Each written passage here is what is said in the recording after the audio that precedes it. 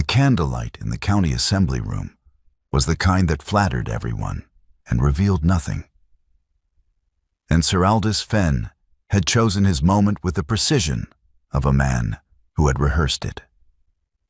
Lady Vivian Ashworth stood near the far window with a glass of claret she had barely touched, her dark green silk absorbing the light rather than catching it. When she heard him call the room to attention with the easy authority of someone who expects to be obeyed, she turned. He was already looking at her.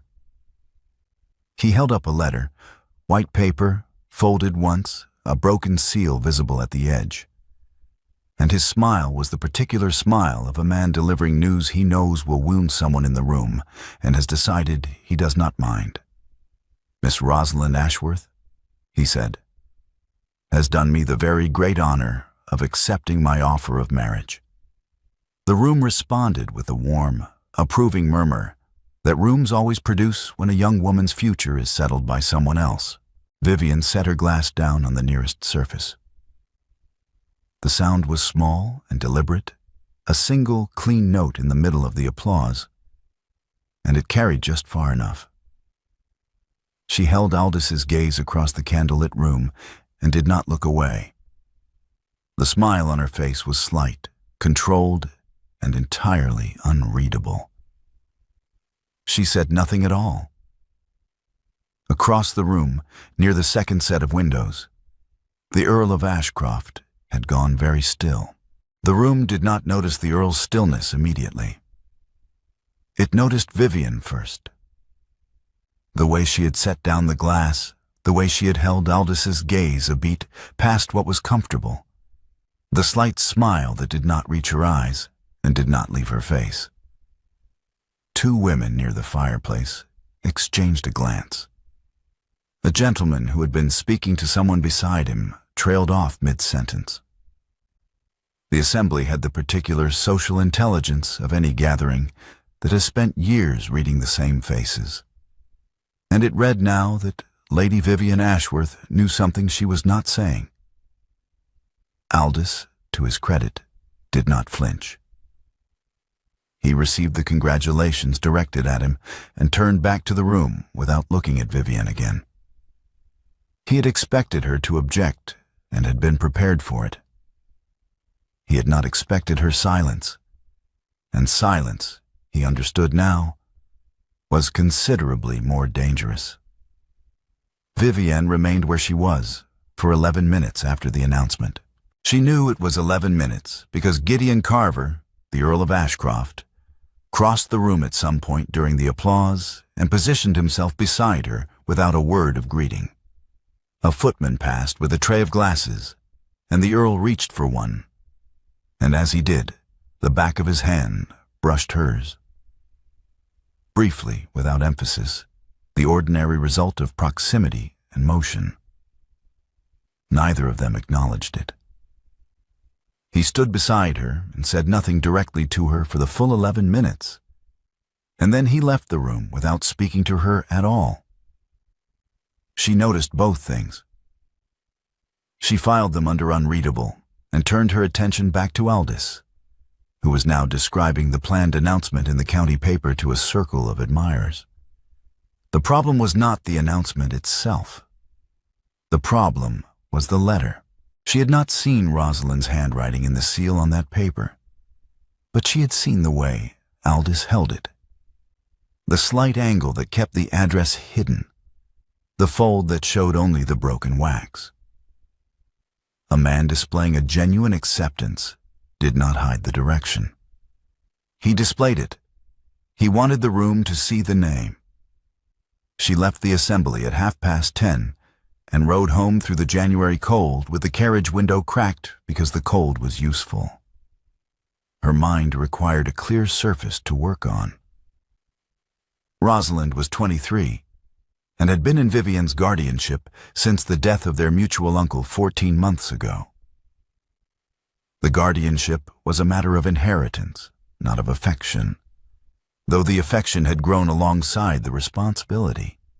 Rosalind was not in London, Rosalind had been in Portsmouth for the past month visiting a family friend, and Vivienne had received her most recent letter 4 days ago, and it had contained nothing about an acceptance.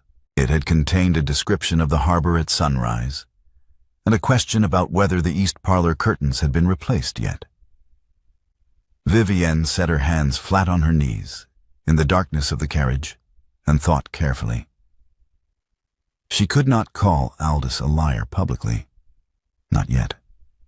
If Rosalind had in fact accepted him, which Vivienne did not believe, but which she could not disprove tonight with the letter in his hand.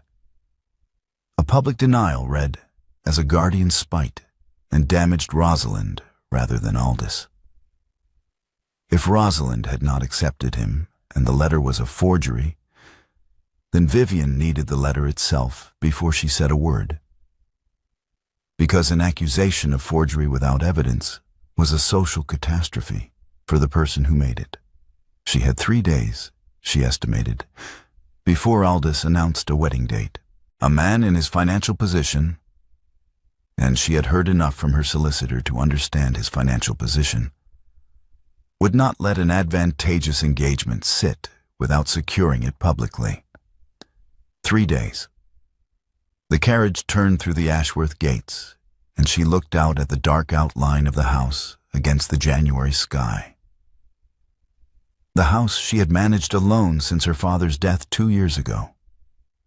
The accounts she had learned to read when no one had thought to teach her.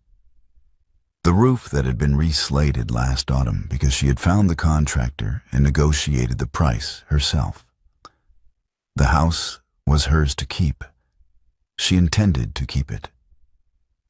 She went inside and did not sleep until nearly 3. The note from Gideon Carver arrived the following morning before she had finished her first cup of tea. It was brief. The handwriting was unhurried and precise, the kind of hand that belonged to a man who wrote a great deal and had decided long ago that legibility was a form of courtesy. He stated, in 3 sentences, that he had been present at a certain private ceremony 3 weeks prior, that he was aware of the situation the previous evening's announcement had created, and that he placed himself entirely at her service should she require assistance. Vivienne read it twice. She set it on the desk beside her tea and looked at it. She had known Gideon Carver by reputation and by sight for most of her adult life, and had formed a reasonably settled opinion of him.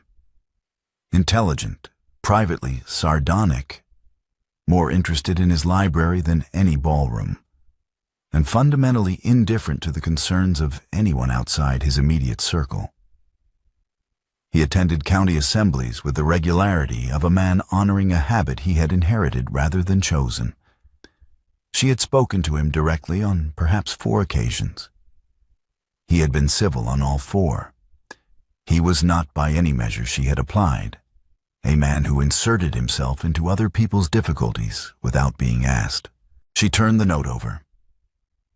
The reverse was blank. A certain ceremony 3 weeks prior. He had been present. He had witnessed something. A marriage, she suspected, though the word did not appear in the note. And he was telling her so now, the morning after Aldous's announcement, in language precise enough to be useful and vague enough to be deniable, if the note were seen by the wrong person.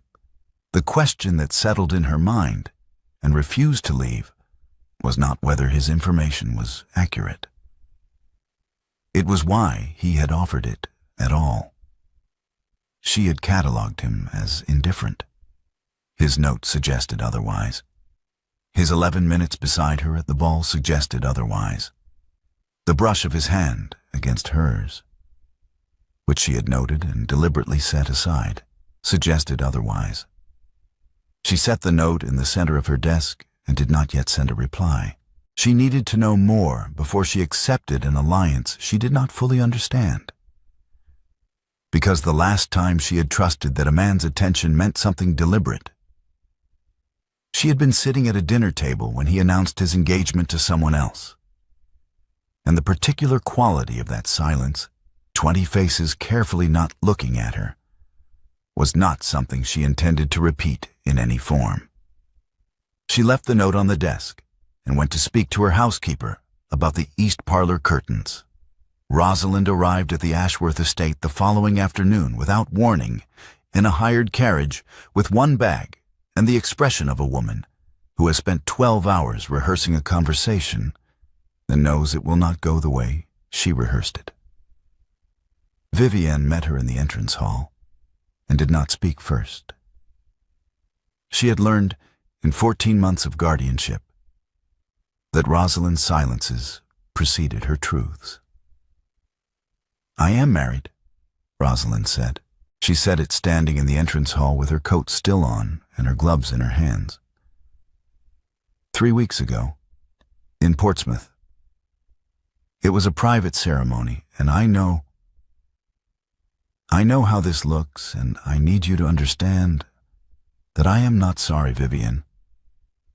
Not for a moment. But I am frightened. Vivienne took her into the sitting room, closed the door, and waited. The full account took 20 minutes. Lieutenant Sewell was his name. James Sewell, naval officer, currently stationed at Portsmouth, a man Rosalind had met through the family friend she had been visiting and had known for 7 months before the ceremony. They had married quietly because James was awaiting orders, and the timing was uncertain, and they had not wanted to wait.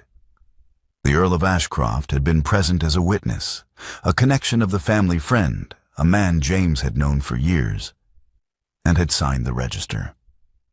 He was kind about it, Rosalind said. The Earl, he did not ask questions.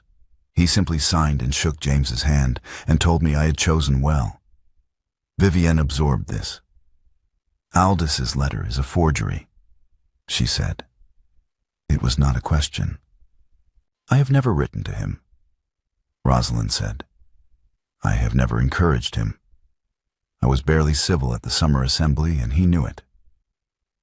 But James's career, Vivienne, if this comes out badly, if it reads as a scandal rather than a marriage.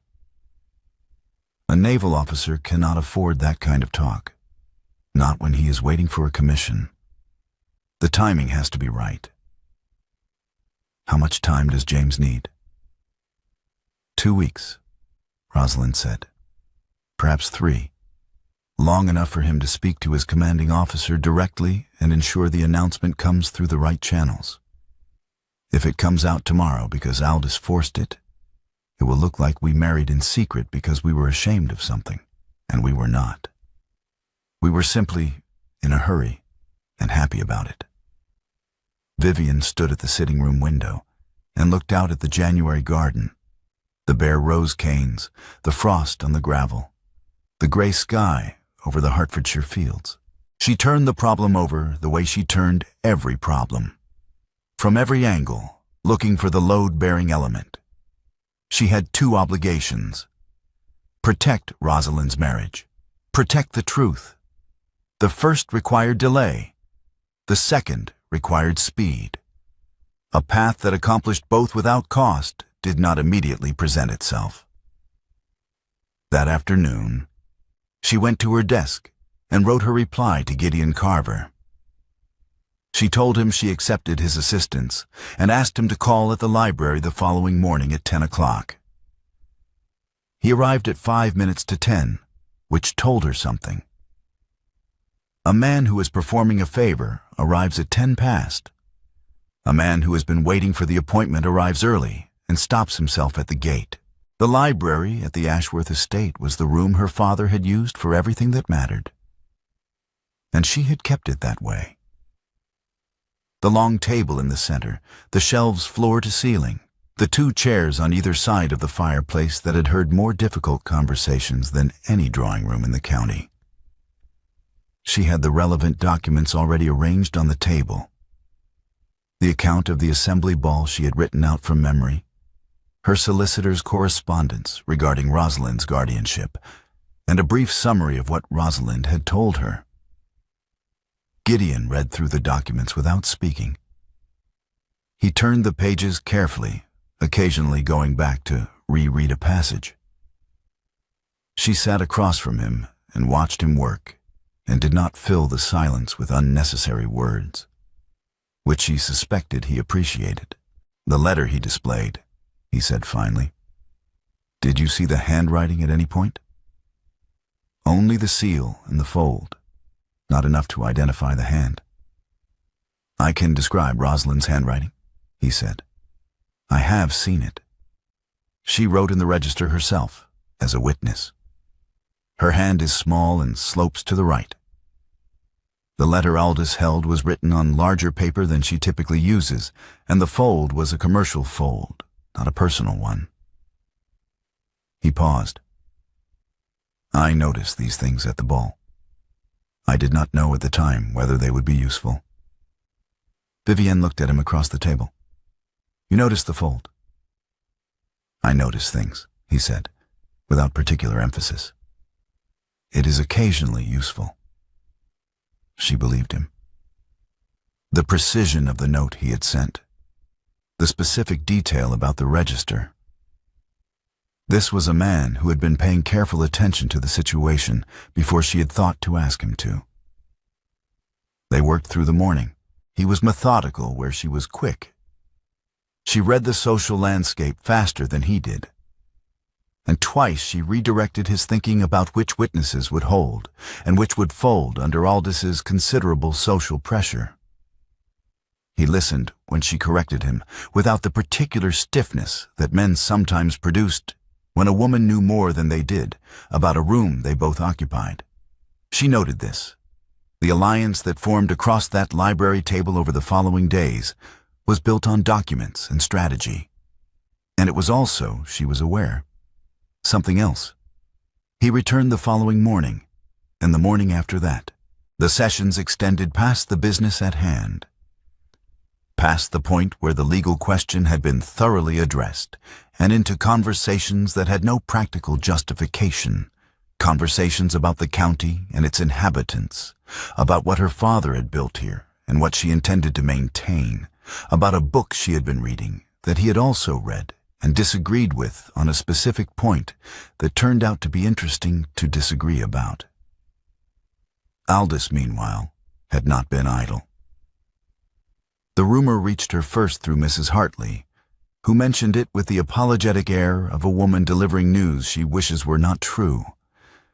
That Lady Vivienne Ashworth's opposition to the engagement was not, in fact, motivated by concern for her cousin, but by a calculated effort to draw the Earl of Ashcroft into proximity and obligation. The second version of the rumor, which arrived 4 days later through a letter from a mutual acquaintance, was more specific. Vivienne had manufactured the legal question to create a crisis that required a wealthy man's assistance. She read the letter at breakfast, folded it, and placed it with the others. That afternoon there was a charitable gathering at the Pemberton house, a subscription concert followed by tea, the kind of event the county attended because declining was conspicuous. Vivienne attended. She wore the dark green silk again because she refused to dress differently on account of a rumor. And she moved through the room with the composed ease of a woman who is aware of every conversation happening around her and has decided that awareness is sufficient. During the interval between the first and second pieces, the pianist stopped and the room shifted. People rose, crossed the floor, found different conversation partners. Vivienne needed to move from her chair near the window to the tea table on the far side of the room, and the route required crossing the open center of the floor alone, which Aldous had almost certainly arranged by ensuring that the people nearest her had already been drawn away. She stood. She took one step. Gideon appeared at her elbow. "Allow me," he said, and offered his arm. She took it without hesitation, because hesitation would have told the room something she was not prepared to tell it yet, and because she was honest with herself about this, she had no objection to taking it. They crossed the floor together and the room read the message with the rapid comprehension that rooms always managed when an earl made a social statement in plain sight. Aldous, from across the room, watched them reach the tea table. His expression did not change, but he did not approach her for the remainder of the afternoon. It was 2 days after the charitable gathering that Aldous dropped his writing case. They were in the corridor outside the assembly rooms, a public space, a dozen people within sight, and Aldous was leaving a meeting of the county subscription committee when the leather case slipped from under his arm. It hit the marble floor, and the brass clasp gave way, and the contents spread. Papers, a penknife, a folded letter. Vivienne was nearest. She bent and gathered the papers before he had fully registered what had happened. And as she collected them, she saw the letter clearly, the fold, the broken seal, the handwriting on the inside edge where the fold had opened slightly. The handwriting was not Rosalind's. She knew Rosalind's hand. This was larger, bolder, the letters formed with a pressure that Rosalind never used. And the signature at the bottom, visible for the 2 seconds before she closed the fold. The R was wrong. Rosalind's R had a particular loop at the top. This one did not. She placed the case in Aldous' hands with a steady expression. "Your clasp needs attention," she said. "Thank you," Aldous said, and took it. She walked to the end of the corridor and through the door into the cold January air outside and stood there for a moment with her hands at her sides. She had the information she needed. She had seen the forgery with her own eyes, and she understood, with absolute clarity, that she could not use it, not yet, not publicly. Because using it today, before Rosalind and Lieutenant Sewell had controlled their own announcement, would expose the marriage on the worst possible terms. The county would not hear Rosalind is already legally married to a naval officer she loves. The county would hear the Guardian is attacking the engagement, and then, somewhere in the middle of the resulting noise, apparently there was a secret marriage in Portsmouth. The sequence mattered. The sequence was everything. She chose Rosalind. She chose the sequence. That evening she showed Gideon the letter, described it precisely from memory, the handwriting, the malformed signature, the commercial fold. And she watched him follow her reasoning to the same conclusion she had reached in the corridor. They were both standing at the library table, and she had written out the details on a sheet of paper. And at the same moment they both reached for the paper. His hand closed over hers on the page.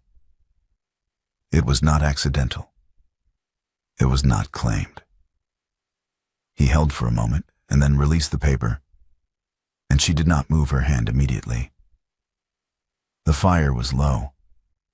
The candles had burned down an inch since they had started. Neither of them spoke for a moment. "You are protecting her at cost to yourself," he said. "She is my cousin," Vivienne said, "and she is frightened. The cost is manageable." He looked at her for a moment. Then he said, "How much time does she need?" "James needs 2 weeks. We have perhaps 4 days before Aldous announces a date publicly. Then we need a controlled moment," Gideon said. "A public gathering where we can present both the forgery and my testimony simultaneously, where Rosalind and Sewell can be present, and the announcement comes from them, not from us." "The charitable gathering on Thursday," Vivienne said. "The subscription committee holds it at the Pemberton House. The whole county attends. If we bring the letter there and you confirm the marriage publicly, Rosalind and James can walk in together, and the room receives both pieces of information at once." "I will write to Sewell tonight," Gideon said. She nodded. Then we have 4 days.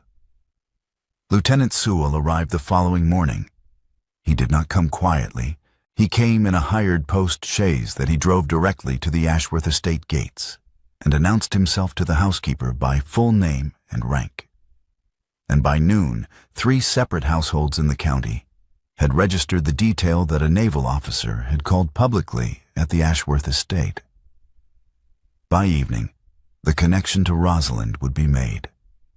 By morning, the county would have a question it was actively discussing. The timeline Vivian had calculated was gone. She sent a note to Gideon at 2 in the afternoon. He arrived before 4.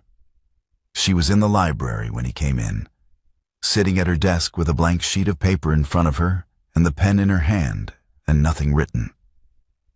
She had been sitting that way for 20 minutes. The composure that had served her through the assembly ball and the corridor and the charitable gathering and the rumors and the 2 acquaintances who had already sent their regrets for the Thursday event. The composure that she had built over 3 years. Since the dinner where she had understood that a man she had trusted had chosen someone else and had not thought it necessary to tell her first. That composure had finally met something it could not hold. She set the pen down. "Lieutenant Sewell called this morning," she said. "He is at the Pemberton Inn. He came because he had Rosalind's letter telling him what Aldous had done, and he wanted to stand beside her. I understand that impulse entirely. But the county saw his arrival, and by tomorrow morning the question will be everywhere and Aldous will know the timeline has moved." Gideon sat down across from her. He did not offer a solution. He waited. She told him the rest of it. The 2 acquaintances who had withdrawn, the letter from the cousin in London advising that she was behaving with alarming independence, the way the room had tilted slightly at the last assembly when she walked in alone. She told him that she was not afraid of any of it individually, but that the accumulation had a weight she had not anticipated, and that the thing she found most difficult was not the social cost, but the fact that she was carrying all of it in a direction that might still not be enough. Gideon was quiet for a long time after she finished. The fire had settled. The candle on the desk had burned low. Then he placed his hand over hers on the desk. He did not say anything. He remained there while the candle burned lower still, his hand steady over hers, and she did not pull away. And the particular quality of the silence was not the silence of 2 people who had nothing to say, but of 2 people who had said enough for one night. Before he left, they confirmed the plan. Thursday, the charitable gathering, the forged letter on the table, his testimony before the room, Rosalind and James arriving together, on their own terms, in front of the whole county. "She will need to be brave," Vivian said. "She will be," Gideon said. She chose a man who came back from Portsmouth in a hired carriage because he could not leave her to face this alone. That is not a woman who lacks courage. Vivian looked at him across the desk. "No," she said. "It is not." He left.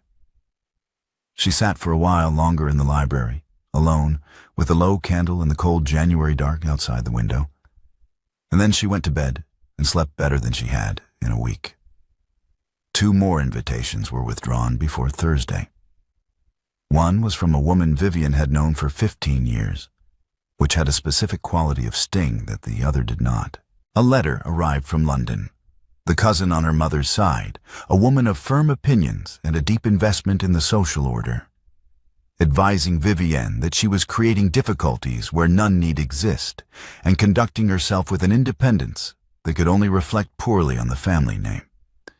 Vivienne read it twice, wrote a brief and civil reply that said nothing of substance, and placed the cousin's letter in the drawer with the others.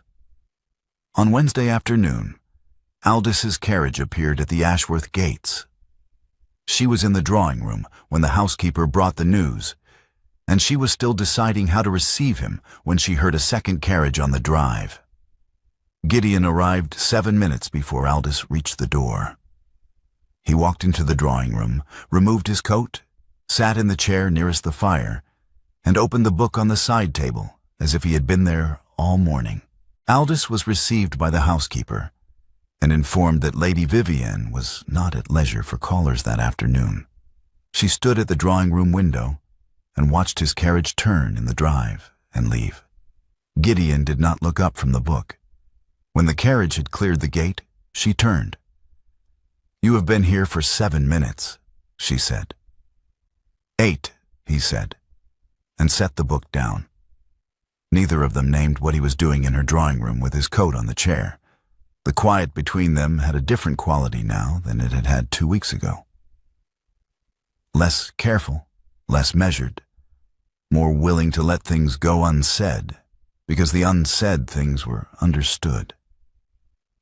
She sat down in the chair across from him and looked at him directly. "Why did you purchase my father's note?" she said. It was the first time she had asked him directly. She had known the answer, or part of it, for 6 weeks, since her solicitor had named the buyer of the disputed debt claim that had been filed against the estate 18 months ago, and then, 3 months after its purchase, filed as satisfied. She had known it was Gideon, and she had not asked him because she had not known how to ask without appearing to demand something he had not offered. But they were past the point of careful approaches. He was quiet for long enough that she registered the pause as something different from a hesitation. "I was at your father's funeral," he said finally. "I was standing near the back of the church. I had not known him well, but I had respected him. And I saw the moment you understood, when the solicitor spoke to you afterward outside. I saw your face change." He stopped. The fraudulent claim against the estate was filed 3 months later. I knew it was fraudulent because I had seen the original transaction records. Aldous had been attempting something similar with a property adjacent to mine, and I had looked into his methods. When I learned the same claim had been filed against the Ashworth estate, I purchased the note and closed it. "And you did not tell me?" she said. "I did not tell you," he said. "I told myself it was a neighborly action. I told myself I had not examined my reasons closely enough to trouble myself about them further." He looked at her steadily. Both of those statements were partially true. "I have known for 6 weeks," she said. "My solicitor named the buyer in October when I was reviewing the accounts. I asked him to confirm it twice." Something shifted in his expression, not surprise exactly, but a recalibration. "Why did you not ask me then?" he said. "Because I did not know how to ask without appearing to demand something you had not offered," she said.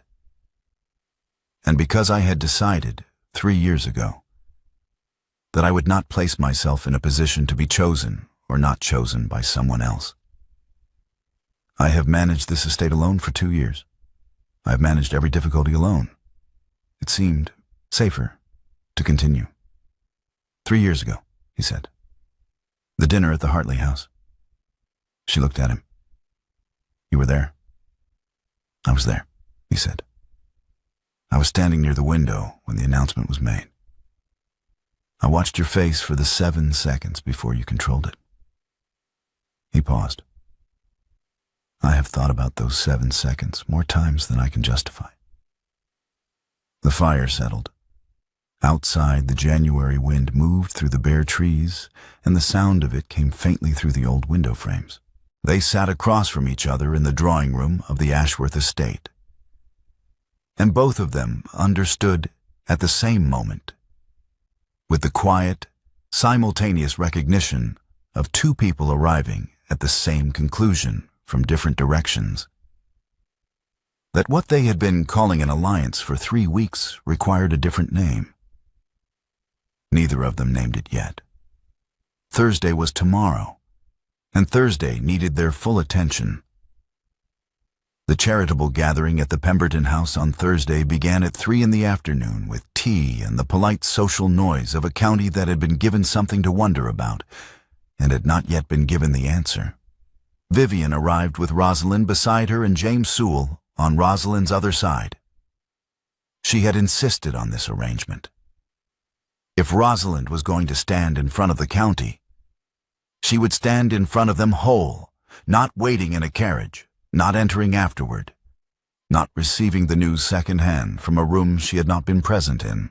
She had told Rosalind this the previous evening, and Rosalind had looked at her for a moment and then said, "Yes, all right," with the particular steadiness of someone who is frightened and has decided that being frightened is not a sufficient reason to stand back. Aldous arrived 12 minutes after they did.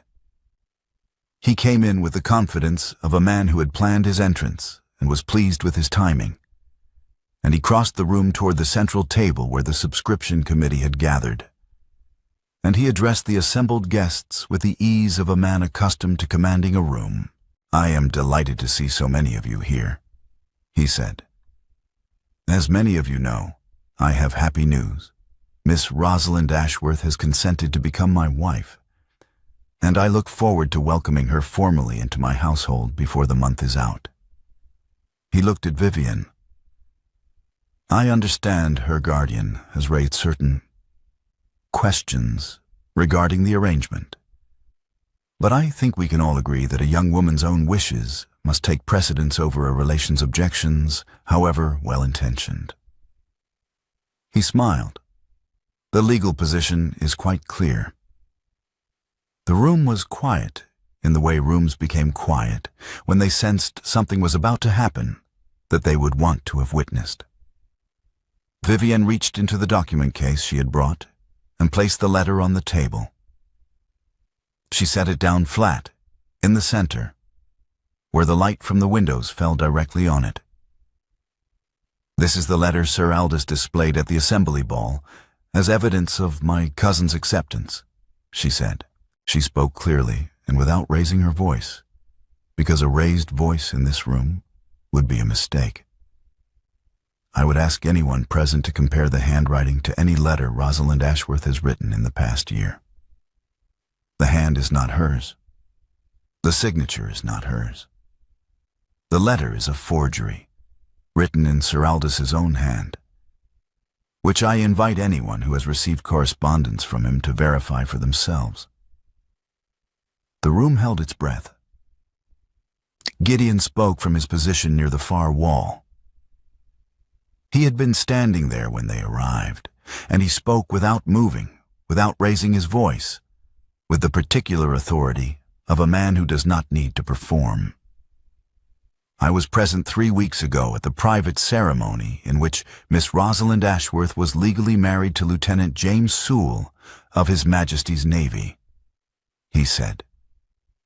"I signed the register as witness. The marriage is valid, documented, and entirely without irregularity." Rosalind stepped forward. She did not speak immediately. She stood beside James, her hand on his arm, and she looked at the room, at the faces she had known all her life, the women who had known her mother, the families who had watched her grow up, and she let them look at her. James stood beside her with the stillness of a man who has been in situations that required composure and had learned that composure was a form of respect. "I am married," Rosalind said. "I married James 3 weeks ago in Portsmouth because I loved him and I did not want to wait. And I am not sorry. I am sorry only that the announcement did not come from me in the proper time and manner. That was taken from me." She did not look at Aldous when she said it. She looked at the room. Aldous had been standing very still since the letter appeared on the table. Now he moved, not toward the letter, not toward Vivian, but toward the center of the room, and his voice when he spoke had lost its ease. And this is precisely the kind of manufactured interference I warned you about," he said, addressing the room rather than any individual in it. "Lady Vivian Ashworth has spent 3 weeks in close alliance with the Earl of Ashcroft, an alliance that began the moment I announced my engagement. And I think the county is entitled to ask what her interest in that proximity actually is. She is not protecting her cousin.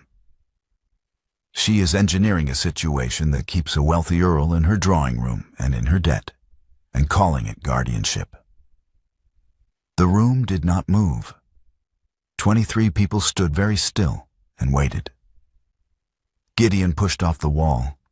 He crossed the room at an even pace and stopped beside Vivian. He did not look at Aldous when he spoke. He looked at the room. The same faces, the same families, the people who had known Vivian Ashworth for 30 years and had watched her manage an estate alone and carry her difficulties without complaint and attend every event that Aldous' rumors had made uncomfortable. "Anyone present who has questions regarding Lady Vivian Ashworth's conduct," Gideon said, "may address themselves to me." He said it simply. He said it once. He did not elaborate because elaboration was unnecessary. The room understood exactly what an Earl of Ashcroft meant when he stood beside a woman and said that. And the social translation moved through the gathering with the speed and certainty of a thing that had always been inevitable. Aldous looked at him for a long moment. Then Aldous picked up his hat from the side table, said nothing further, and left. The door closed behind him. The county adjusted its verdict with the speed counties always managed when an earl made his position plain. The corridor outside the gathering room was empty. Vivienne had not intended to be in it alone. She had intended to remain inside until the social mechanics had settled, until Rosalind and James had received the first round of proper congratulations and the room had found its footing. But she had found herself at the corridor door without entirely deciding to open it. And then she was outside, and the sound of the gathering was muffled behind her. And the corridor was cold marble and winter light through a high window and the particular silence of a space that held nothing required of her. She put her back against the wall and closed her eyes. She had been awake since 5. She had dressed carefully and eaten nothing, and managed every moment of the past 4 hours with the full application of everything she had. Every piece of competence, every shred of composure, every calculation she had made over 3 weeks of library sessions and midnight conversations and careful, costly patience. And it had worked. The letter was on the table. Gideon's testimony was on the record. Rosalind was inside with her husband and the county was adjusting. It had worked. She was very tired. She heard him before she opened her eyes. His step on the marble, unhurried. The familiar sound of it. She opened her eyes. Gideon stood before her. He looked at her face, not performing an assessment, not preparing a useful comment, just looking at her, the way he had been looking at her. She understood now, for a great deal longer than she had registered. "You were the bravest person in that room," he said. "No ornament. No qualification. Just that." She looked at him for a moment. Then she leaned forward slightly and kissed him. Once, steadily, with the full intention of a woman who has made a decision and is not afraid of it. He kissed her back with the deliberateness of a man who has been waiting 2 years and knows it. Not urgently, not with the performance of long-suppressed feeling, but with the particular quality of a man who has decided that this is exactly where he is and is in no hurry to be anywhere else.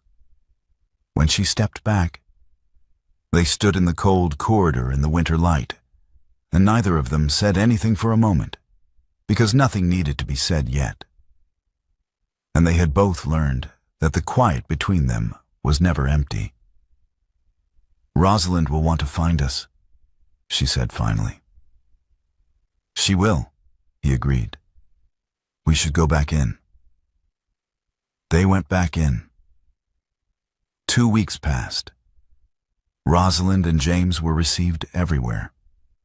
The county, with the efficiency of a body that had been given clear direction by a credible authority, produced the warm approval it had withheld during the uncertainty.